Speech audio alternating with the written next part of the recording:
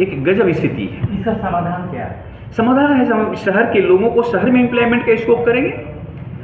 ठीक है, शहर के आसपास दुर्गापुर हो, आसपास का जो हमारा शहर है उसके पास भी हो, लेकिन आज तो विदेश में लोग अधिकतर जा रहे हैं।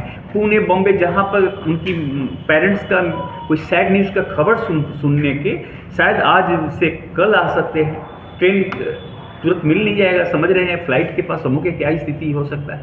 तो पेरेंट्स का डेड बॉडी घर में रहेगा और बेटा या बेटी प्रदेश में है, कितना कठिन एक दर्द महसूस करने का बात है। चुनाव प्रचार के अंतिम दौर में हम लोग हैं, 2 दिन और बाकी है। जनता अपनी राय 23 तारीख को देगी। हम भारतीय कम्युनिस्ट पार्टी के उम्मीदवार वामफ्रंट समर्थ हम लोग आसानित हैं। जिन सवालों को लेके जनता के सवालों को लेके हम सड़क पर थे, हम लोगों ने जनता के आंसू की जनता से जो मुख्य उनके सवाल है, मुख्य उनके समस्याएं हैं, हम लोग उस पर फोकस देते हुए अपनी बात को विभिन्न माध्यम से, प्रचार के माध्यम से कहने का कोशिश किए हैं कि इनकी समस्या मुख्य समस्या है। यहाँ की गारुई नदी केवल उत्तर की समस्या नहीं है, पूरी आसनसोल की समस्या है। गारुई नदी के कारण प्रत्येक साल काफ़ी लोगों को परेशानी का बरसात के दिनों में सामना करना पड़ता है। केवल वही नहीं, कुछ लोगों की मृत्यु भी हो जाया करती है। और उस गारुई नदी के बारे में न यहाँ का कॉरपोरेशन और ना राज्य सरकार और ना केंद्र सरकार किसी ने कोई प्रयास नहीं किया। दूसरी समस्या जो बर्निंग इश्यूज है आसनसोल का, वो है ट्रैफिक का।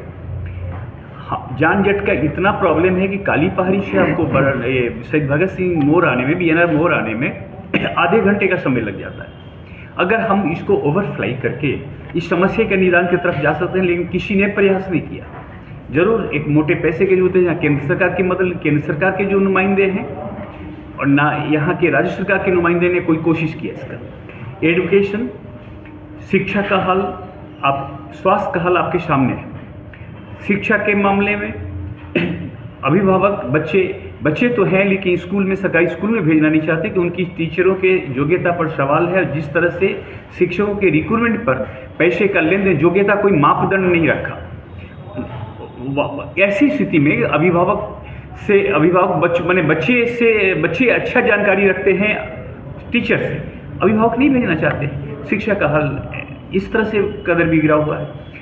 स्वास्थ्य के बारे में बेड नहीं है, मेडिसिन नहीं है, डॉक्टर नहीं है, और ऐसे में जो जनता का सीधा ताल्लुकात है एजुकेशन और हेल्थ, ये दोनों चरमरा गया है।